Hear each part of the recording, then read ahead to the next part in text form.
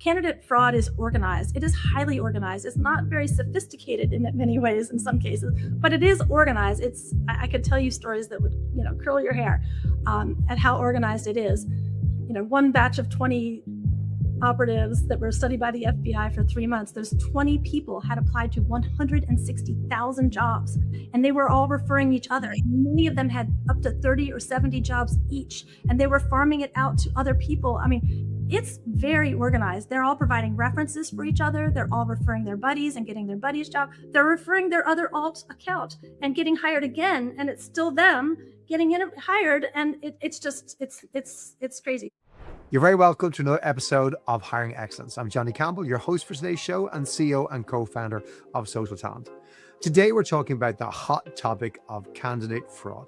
And joining me today is a good friend who's very passionate and amazingly knowledgeable about this topic. I had a call with her a couple of months ago and she blew my mind. I thought I knew this topic. I thought I had every angle, and I realized I was literally looking at one tiny hundredth of the topic. And our guest today is going to blow your mind with some really interesting ways of thinking about fraud, deception, and some of the ways you should be thinking about protecting your funnel or trying to basically push somebody to somebody else's career site.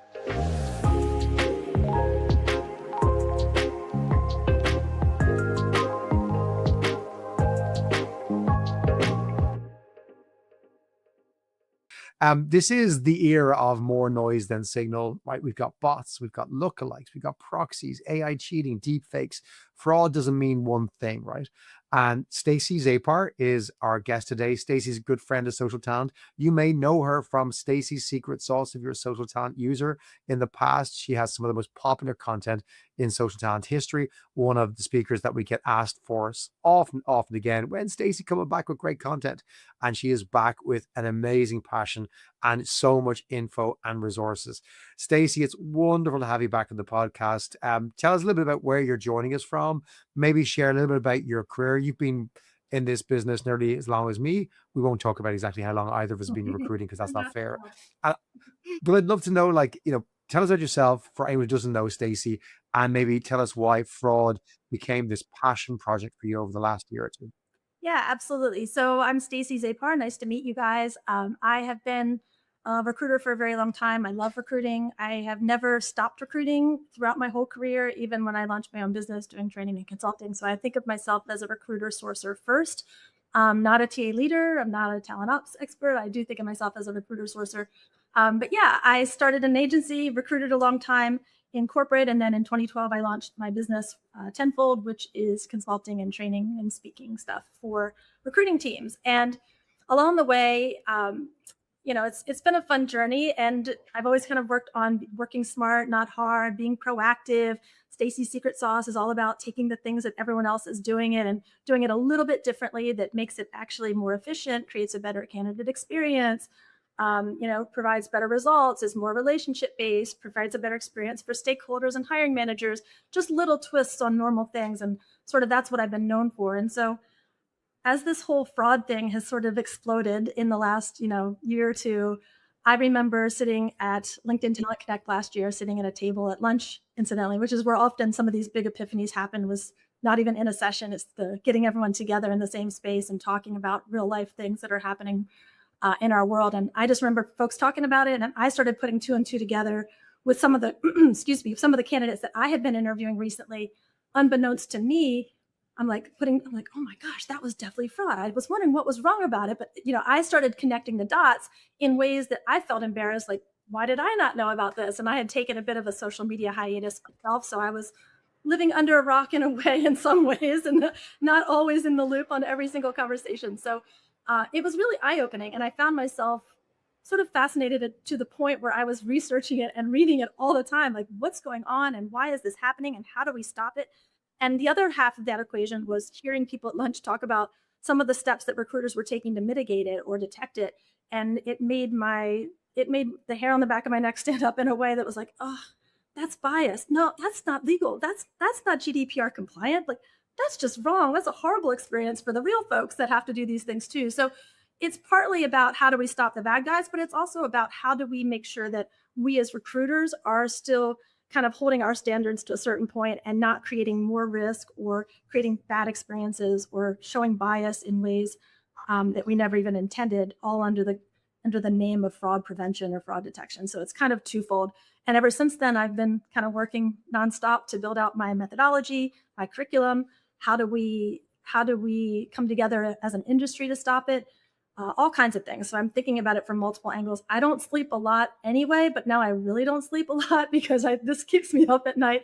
And there's always one loophole that you never thought of that unfortunately the fraudsters will find and they will exploit any vulnerability. So I'm always finding like, okay, this sounds great, but where's that hole? Where's that little place that they're going to sneak in? And so that's the stuff that I kind of tend to obsess on until I figure it out. I'm like, oh, okay, now how do we stop that? How do we plug that hole, basically? So it's never ending.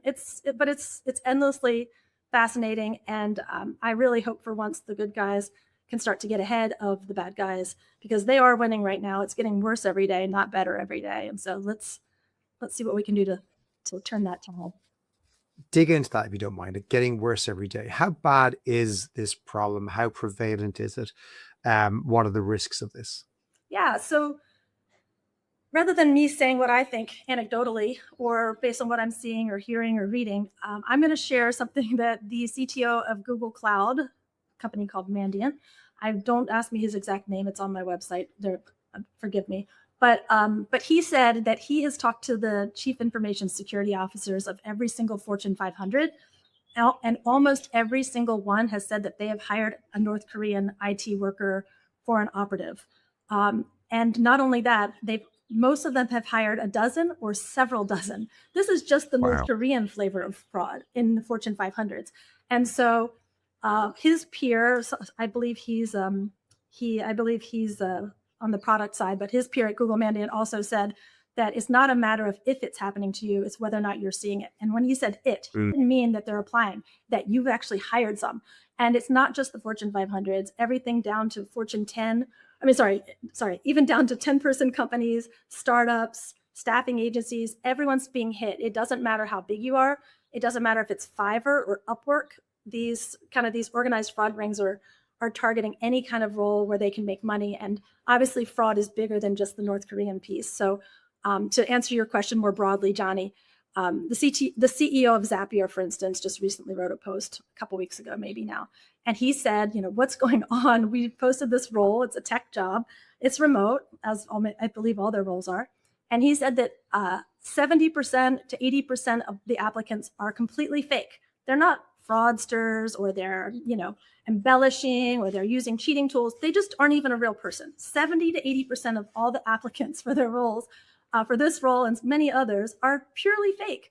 And so, this tells me that this is happening. It's probably happening more than people realize. So, especially when you combine that with the volume that's happening, some companies are seeing, Zapier also said they're seeing 1,500 applications overnight for one role. 70% are fake. Maybe another 20% are these easy apply, auto apply. I went to sleep and then I woke up and Claude applied to 50 or 100 jobs for me. How many are really viable candidates and how are we able to help them shine and stand out? Because we aren't going to hire these ones. We need to figure out which 10% of that 1,500 are actually even a real person and interested in this role and qualified. So it's a really big challenge right now in recruiting. Fraud is pervasive. If you think, oh, I don't have fraud. If you have volume, you definitely have fraud. If you don't have volume, you probably still have fraud. And it's not limited to tech. It's happening in nursing. It's happening in customer support. It's happening in sales. It's happening, the industries that it's happening are cybersecurity, crypto, AI companies, insurance, fintech, banking, anything where they can have access to customer PII or cybersecurity tools and finding the vulnerabilities they're in, crypto, where they can get money. There's so many pockets now that are being targeted. The type of role, if you have a 100% remote interview process, you also have now greatly, increased the risk that you're going to be targeted. So I know I sound like I have my little tinfoil hat on and I'm just not at all, Stace. But I'm interested to understand. So yeah, it's just so getting worse. What are some of the motivations, do you think? Like, obviously there's one type. You alluded to that already, that there's a North Korean flavor, there's different flavors. What are some of the top reasons why somebody might do this? Of course, apart from okay, I'm a North Korean bad actor trying to maybe get your passwords or get into your security systems. That's like one version. And folks might think, well, we don't have any passwords or data that North Korea want, so we're safe. But what are some of the other reasons people engage in maybe the other flavors of fraud? Let me talk not only about the other flavors of fraud, but also in these fake synthetic catfish. There's Franken profiles where they put a real name with the someone else's profile, or someone's, this part's real, that part's fake, the name is fake. There's all kinds of, the North Koreans aren't there just to steal passwords, right? They are there Yeah. to actually sometimes do real work. They might have 2 or 3 people working on a role, and wow, this is my best employee because they're always working. They do 3 times the work of everyone else and they're half the price. Like, wow, I hit the jackpot. And those people are getting promoted to more and more senior positions with more responsibility, more access. And then one day, and I do have some more stories here, one day they come in and their whole system is locked up. Their data is locked. Their data is wiped. They are now being ransomed to get their data back. There's malware that's being installed. So once that operative or that bad actor, whoever it is, North Korean or otherwise, rolls off, 6 months, 3 months later, whatever it is, you all of a sudden have things, crashing and what's going on. There's ransom demands that come later, all kinds of things. So as far as the motives and kind of why they're doing it, whether they're an organized fraud bad actor, whether they're an individual, there's all kinds of different flavors. And so Tim Sackett calls it, big fraud, little fraud. Little fraud Mm. might be, my resume is completely made up on AI and I don't have half the skills that are on there, but you know what? I plugged in the job posting in my resume and it spit it out. That's kind of little fraud, baby fraud even. Cheating in interviews, people have ChatGPT pulled up. They might have a cheating tool that is an overlay. That's sort of that medium layer of fraud. I think if you are answering questions that you couldn't otherwise answer using a cheating tool, that's a different flavor of fraud. And incidentally, side note, I think a lot of people are using these tools when they don't need to, and they're actually doing themselves more of a disservice than they are helping themselves, but we can get to that in a second. There are people that take organized fraud, and individuals as well, that are taking jobs with no intention of actually showing up. They just know it's going to take weeks or months for you to fire them. They might take a leave of absence. Oh, now I'm sick, or I have to wait till I get on a PIP. And then, they're always kicking that can down the road. It might take 6 months for them to be fired. The CISOs are saying that sometimes they know that they have a bad actor in there, whether it's North Korean or some other type of fraudulent employee. And sometimes it takes 6 months, up to 6 months, to even figure out which one it is. They know it's happening, but they can't trace it. So we have the paycheck milkers that just intend to show up minimally, and they have 15, 12 jobs. There's actually a whole thing on Twitter about this gentleman that got many, many jobs, and he does the bare minimum until he has to get fired, but he might have 10 or 12 jobs at a time. That's another flavor of fraud that's happening. There's a lot of different motivators. It's always about money, and sometimes it's about, nefarious purposes as well. I came to you a couple of months ago. I was quite proud of myself, naively, thinking, I have this crack, Stacy. I've been telling people, as long as you do a robust behavioral interview, you probe, ask the right questions, you're going to catch fraudsters. And you very politely put me in my place, because it isn't one stage and there isn't one fix. And you walked me through a description you described as a mesh, which I loved. Can you maybe expand on that and just talk to our audience about, the fact that it isn't one stage, and how you see it, and maybe give us an insight into your AAA protection? Yeah, exactly. Yeah. So the way I see it is, I'm going to take one little step back. There is no one point solution to stopping fraud or cheating or proxy interviewers, which is another whole candidate swapping that I didn't even talk about in my whole spectrum just now. There's so many flavors of it. It's a matter of, in the past, I think we all did talent attraction at the top of our funnel. This is 2019. Before anything since 2019, it's been a little bit of a one-off, so I always use 2019. Talent attraction at the top of the funnel. We did assessment in the middle of the funnel, and then authentication happened at the bottom. And if it happened at all, right, we would outsource a background check or do a performative sort of reference check and call it in, because we already have cognitive, bias. We already know we want to hire this person. They made it through the final round. Like, okay, yeah, they're a great employee. Yeah, I thought so. Bye.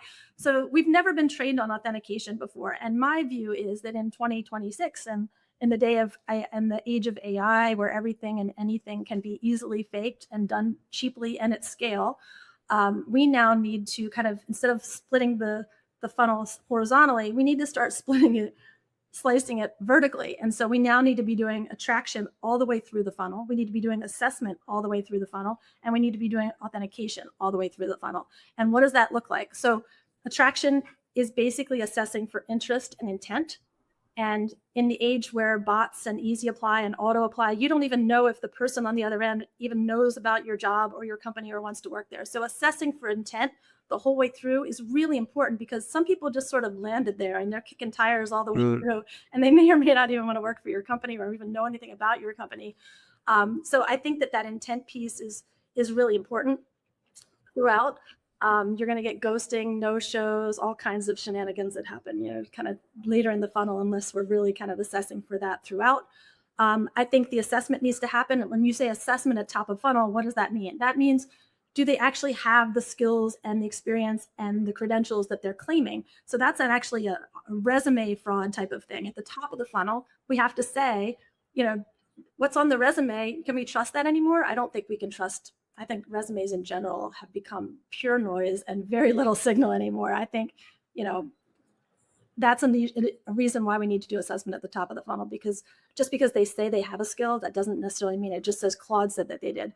Side note, I know some companies are getting really creative in their job postings, and they're putting things like, must have experience with flux capacitors, and a bonus if you've ever worked with Doc Brown. And obviously we're talking about, Gen X, people. But if you've ever watched Back to the Future, a flux capacitor is this made-up thing in the movie that enables time travel. But I've heard people putting things like this in their job postings because suddenly 40% of their applicants all claim they have 5 years of experience with flux capacitors. And it's a tripwire of sorts that's alerting them to who's actually providing accurate information and who's just copy-pasting the job posting and I love that resume. So anyway, I digress. So that's sort of assessment at the top of the funnel, but it needs to go all the way through. And then, of course, authentication. That absolutely has to happen from day one all the way through, because even if you assess that the person is is a real person, they could be a real person and the identity is confirmed, but the person you're talking to isn't that real person. The real person's none the wiser that someone's pretending to be them, interviewing through your funnel. We have people that show up as one person, but when it comes time to the technical interview, someone else is showing up and it's a different person. And then when it comes time for the offer, you're talking to your person again. And then, or maybe it's a front man that goes all the way through. And when it comes time to start, they farm it out to 20 different people that now work for them. And you're getting someone in your office that's not the person you interviewed. And I've talked to many people where this has happened to them.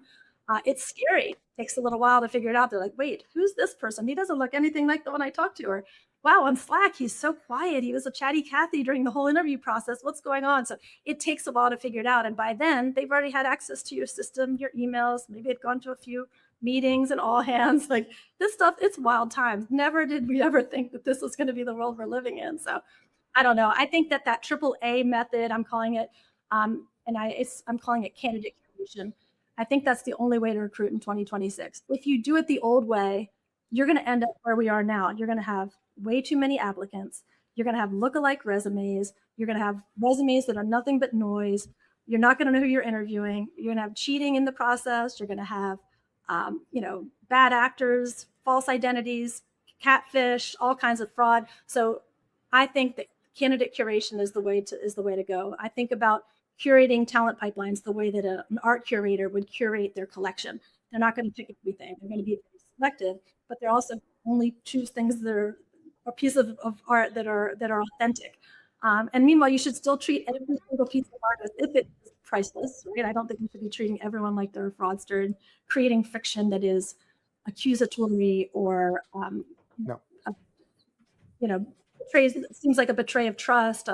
Anytime trust is eroded in the process, I think it hurts us all. So there's bad ways to do this. I want to dig into the candidate creation in a second, but if you don't mind, I wouldn't mind just referencing a brilliant resource you made available, which is the public might be fake index.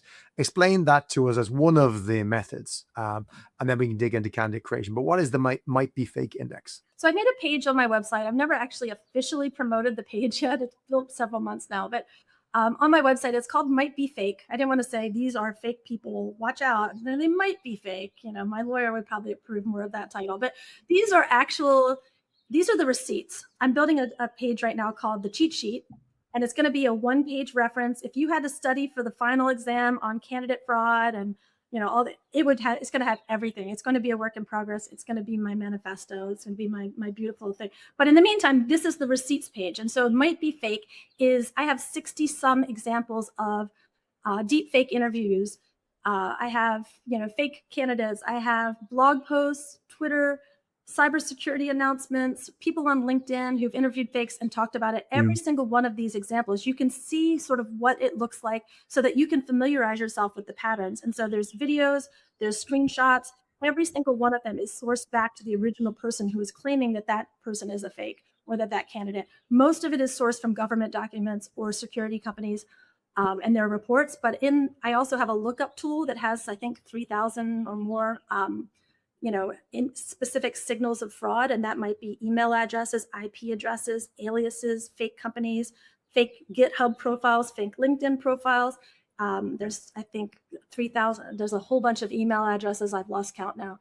But it's a very deep resource. It's all indexed by Google. So if you Google a fake, email of someone and it pulls up the might be fake page, it alerts people. It also alerts recruit candidates and job seekers to the whole fake recruiter epidemic that is sweeping the industry right now as well. So I've got the real recruiter's name and their real domain with the fake email of the person who's being impersonated. I have 6 emails floating around now scamming job seekers saying that they're me.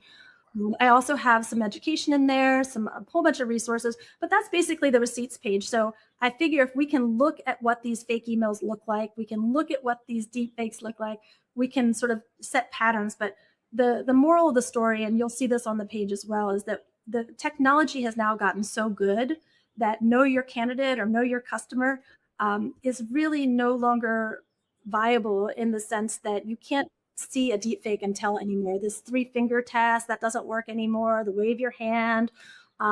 These things, there's voice cloning. The technology has now surpassed the point where we can tell. And so, Johnny, to come back to your earlier point, I do think being an excellent interviewer is really, if they get that far in your process and they're interviewing with the team, being an excellent interviewer is the best defense that you have by that point, because you can't trust your eyes and your ears. You really have to understand, does this question make sense?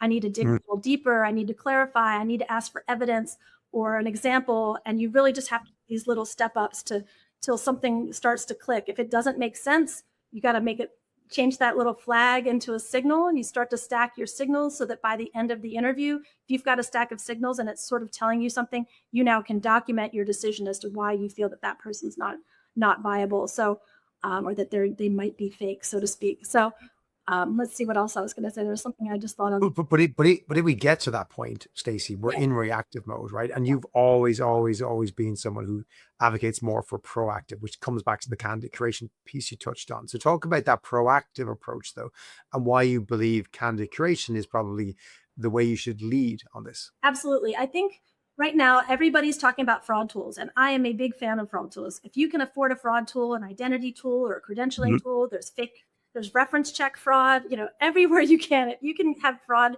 features baked into all of your tools and or have standalone tools, or if your ATS has it, more power to you. That's great. I highly advocate for it if you have the budget. But I also don't think you just throw a tool at something and expect it to be fixed. If you had employee fraud, you wouldn't be like, okay, guys, we have this tool now. No one has to worry about it. We would come in and we would educate the company and the employees and do a training as well. So I do think there has to be a human factor as well as a tool factor. And so what does that look like in a proactive way, as you asked, Johnny? So I think that a lot of the people I'm talking to right now are like, oh, it sucks so much right now. I can't believe this is the world we're in. We just have to, how am I going to deal with 1,500 applicants every time? Like, oh, this is the worst. I just need a new tool. I need another tool on top of my current tool, because it's not a matter of accepting it as the status quo. So instead of us all focusing on fraud detection, which is what every tool does, I think we also need to be layering on a layer of fraud prevention and be proactive in making it harder or not desirable for the fraud to even come into your pipeline in the first place, or show its ugly face, like through cheating and other factors in the process, however it may show up. And so I believe in the concept of smart friction, is what I'm calling it at this point. Smart friction is intentional, it is value add, and it's also asymmetric. Asymmetric means that it's pretty pain-free, seamless, maybe even invisible to the good guys, but the bad guys, the bad actors, the fraudsters, whomever, it is going to be a very steep, heavy lift for that prep. And so there are a lot of things that we can do as far as deterrence. I call them deterrence and tripwires. Deterrence are things that you can put on your careers page. You can put it on your job posting. You can put it in your application process. You can put it as pre-screen questions. You can do pre-screen tasks. You can even do your initial recruiter screen in a way that is unlike any other way that we've ever done recruiter screens ever in the past. I have a whole plan that I've laid out, and I'm happy to Share some of that if you don't mind. Give us a preview, because you told me about that, and that was one of the things that really I was like, oh, I love this. This is kind of an old school, very clever way of introducing this without, to your point, it being seen as friction if you're actually a genuine candidate. Would you mind give us a hint? Because it's something that you did before 26. This is not a new thing, but it's application has a new application for this. Yes. So I used to do this. I even talked about this on Stacy's Secret Sauce the very first time I spoke on stage and did the Stacy Secret Sauce at LinkedIn Talent Connect back in 2015, I think. And I actually, this was one of my secret sauce tips even then. I'm not sure if it's in the curriculum for social talent, but this is something I've been doing maybe since 2005 or before. But this is going to take like 3 or 4 minutes. I hope that's okay, Johnny. It might take a couple minutes. Oh, it's worth it. Okay, Go. it's a little bit, I want to explain it correctly. So I don't want to go off on too far a tangent here. So the way it works is if I had a resume and I look at it, or an applicant, or even someone I'm sourcing, and I'm like, do I want to commit 30 minutes to a regular phone interview? Because I see some flags here that I'm not really sure about. And, does this person have work authorization? I don't see any U.S. work experience or study at all. Or does this person not really local? I'm not seeing, or does this person do more maintenance than development? Is this person more QA than dev? Anytime I would read a resume and I had a question, rather than say, hey, I have this specific role, I want to do a whole interview, recruiter phone screen with you. Do you have 30 minutes? I wouldn't reach out that way. I would reach out and say, hey, I'm Stacy. I am the tech recruiter, here at Intuit, and I would love to chat with you about your application. 5 or 10 minutes, hop on a quick call, ask you a few questions, gather a little bit of information about you, update our records. Do you have a few minutes to chat? And they would, I would only ask for 5 or 10 minutes. And what I did in those 5 or 10 minutes is not reference a specific role. So they are not technically an internet applicant or a candidate by the OFCCP definition. If you're in the US, you might know what that means. I would just talk to them generally. And it was pre-screen questions, location, salary expectation, work authorization, where do they live, or any kind of basic knockout question that would, determine whether or not this person is still viable. If they made it through in flying colors, their communication skills were great. There's all kinds of things you can be, assessing for. If they weren't a fit, and something, in fact, my suspicions were confirmed, I would just say, awesome, do you have any questions for me? I'm going to go ahead and update your file in our ATS, so all the hiring team will have access to it. And when a role becomes available, they'll be able to reach out. And I would do that very thing. And it wasn't a lie. And they absolutely are viable for other roles. They just aren't viable for thing that I might have had in mind for them. Of course, I do have multiple roles, and I could be assessing them for all of them during that conversation than I was. And so I would thank them. I would wrap it up. They hang up. They don't get their hopes up. Oh, I'm being interviewed for a role. I don't have to sign them off 3 days later and dash their hopes. They just think they had this great sort of welcome wagon, meet and greet type of experience with this recruiter at Intuit. Now they have a leg up rather over any other applicants. And it's true, they have more information in their file than most people do. So that is how I would handle it. If, however, they were a fit after those knockout questions, I would say, you know what, I do have a role that I think might be worth chatting about. Do you have a few more minutes? Well, yeah, we've only used up 7, and everyone always blocks 30. And I would go through my actual interview and rec specific questions now and go deeper. And so now my recruiter screen is the same 30 minutes it would have been. However, I'm only spending 5 to 10 minutes with the candidates that weren't a fit rather than 30. So if I'm saving, 20 minutes times 6 calls a week, that's 2 hours at the end of the week. So it's 2 hours a week, 8 hours a month. That's a full day that I get back on my calendar. And I created, in my opinion, a better candidate experience. In the land of candidate fraud, we kind of need to think a little bit about, same thing. If you're seeing red flags or things look unsure, or maybe you just make this a practice for this particular role because it's so fraud ridden in general. every single role, I'm going to do this little meet and greet, and I'm going to set it up as a quick chat, getting to know you. I'm not going to ask them any rec specific questions, so I'm not out of compliance. And if they are a fit, we can, if they do meet the basic criteria, then we can kind of go deeper. And so there are questions that can be baked in that are tripwire-y in nature. I guess I'm going to save my best one because I'm being really careful to only put certain things in a closed place where no one else can access it. And the bad actors, I don't want to broadcast all our best tips and tricks to bad actors. So Well, that brings me beautifully. I'll give you one example. You've landed me right in the right place at the right time. Let me give one example of a tripwire you could bake into the meet and greet. Go. So what you could say, for instance, is great, you're getting all their basic info and you're awesome. So if we have any other questions, if anyone wants to reach out, what's the best email and phone number to reach you?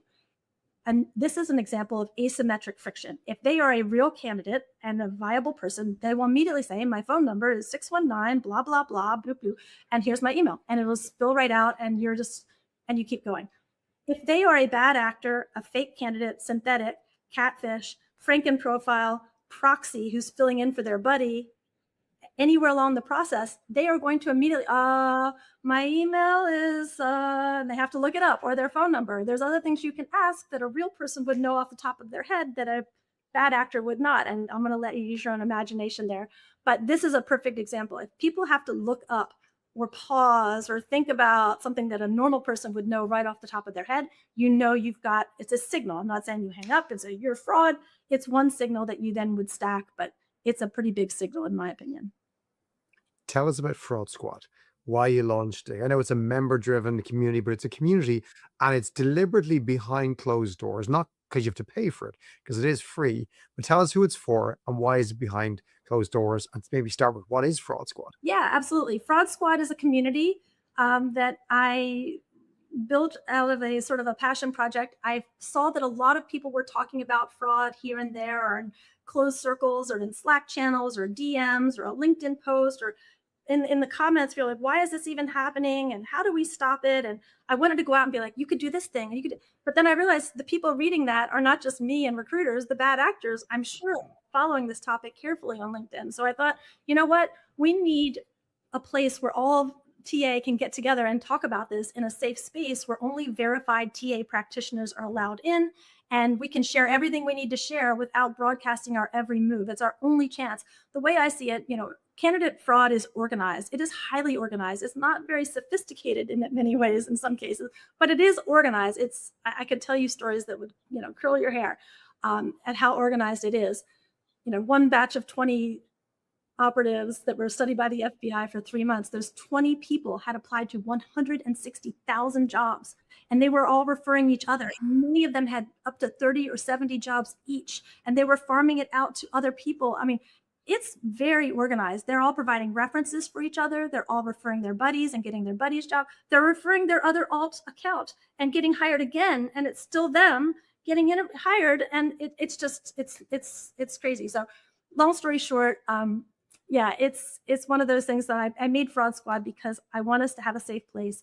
I want TA to be organized and pulled together as an industry, since candidate fraud is. Now it's time that TA is too. And so Fraud Squad is a place for anyone to join. They're verified. We have a discussion board. We have events. We have demo days with vendors. We have resources.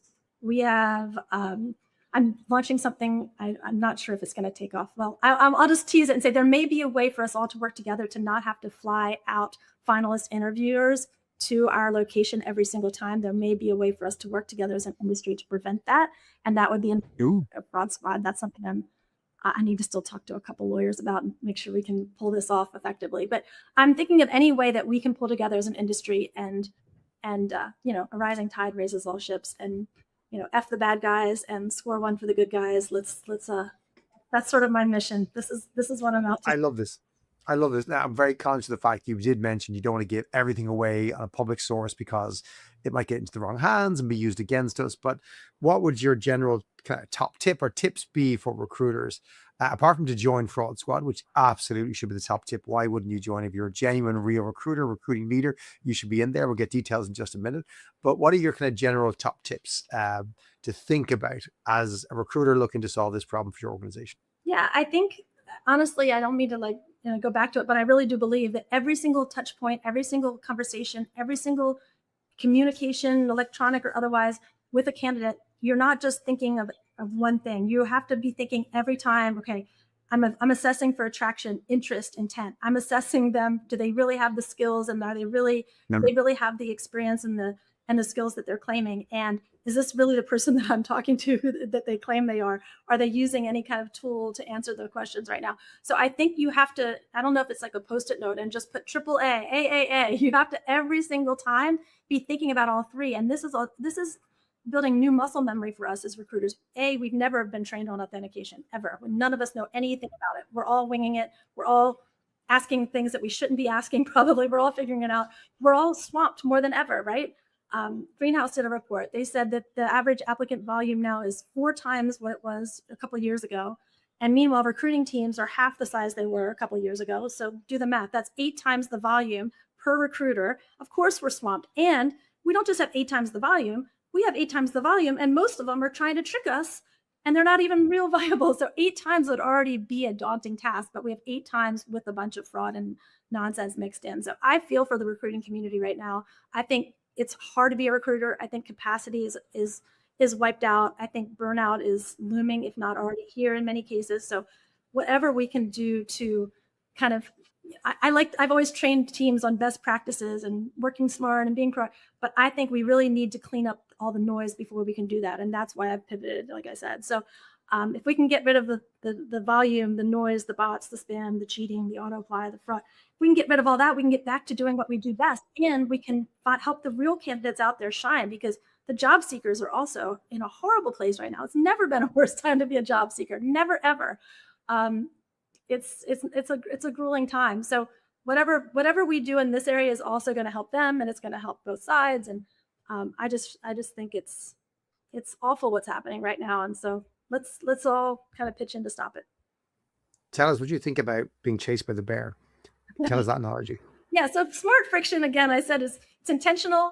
It's value add. It's not like take a selfie and, with a smiley face on a Post-it. That's kind of busy work friction, right? You can say, hey, upload 3 reasons why you think you're a great fit. Take a picture or send it in as an attachment, some kind of task, proof of life task, and then the asymmetric. But these are good kinds of friction. Even an AI interview process is good friction. So sometimes the bad actors who are applying, the AI can answer pre-screen questions pretty easily, but a task they may not be able to upload. Or so if we're intentional about the type of friction that we're putting at the top of the funnel, many of the bad actors or the bots either won't be able to do it, or just will figure it's not worth the effort and the time to do it, and they'll move on. And so I always kind of joke, this is an awful analogy, I guess, but if you're being chased, you and your buddy are being chased by a bear, you don't have to run faster than the bear. You just have to run faster than your buddy. And so unfortunately, yeah, if other companies are saying, hey, easy apply is turned on, hey, no pre-screen questions, come on in, we have a fraud tool, we'll just let them take care of it. No, they are running slower than me, and they're going to get caught by the bear. I would much rather front load deterrence, tripwires, protection. Transparency is your best deterrent. Hey, we do an in-person interview before the final, or you will be expected to come on board for onboarding before you actually start on your first day. Transparency is your best deterrent, and it makes the bad guys go elsewhere in many cases. So yeah, that's kind of what that's all about. Running fast. You don't have to run faster than the bear. Just make enough friction that the bad actors are going to go elsewhere and not bother with your site, because it's not going to be worth the effort. They need to do everything at scale as quickly as possible. Hit as many, it's a numbers game for them. So if you're going to take 10 minutes and everything else is going to take 1 second with an AI tool, they're not going to waste their time with your 3 minutes even. They may not waste time. So that's how that works. So Stacy, I think anyone who's still listening is saying, right, I need to get into this Fraud Squad. How would folks find Fraud Squad? Or maybe they might be fake index, or just want to engage with you and work with you in your organization. What's the best way to reach out or find those resources? Thank you. Yeah. So Fraud Squad is at joinfraudsquad.com. Pretty easy. Just go there. There's an application process. We do ask some pre-screen kind of questions. We do require that everyone be verified. Preferably just a LinkedIn verification through Clear is ideal, but there's other ways to be verified. I'm talking to a couple of vendors as well that might pitch in on that TBD. Yeah, come on in. It's free. You're welcome to join. And if you're a TA practitioner, tell your friends, come on in and join in the conversation. And, we have a blog. You're welcome to contribute some of your experiences or your best recommendations. This is community driven. This is not Stacy driven. If you want to, learn more about me or what I do, my business is, my website's at thisis10fold.com. And I'm happy to chat with folks and hear what you're experiencing and see if I might be able to help, of course. So I don't want to promote myself. I hate doing that. But you asked Johnny, so I'll say it. And Stacy, I can vouch, is amazing. Many of our customers have worked with Stacy over the years. And I know so many folks, recruiters who've worked with her, got coached by her, organizations who brought Stacy in. She's phenomenal and does amazing work with some of the biggest companies in the world and some of the smallest companies who are growing like crazy in the world. So Stacy is wonderful to work with. We highly recommend her. And we're hoping to get you back to the social talent platform, Stacy, later this year, second half of 26.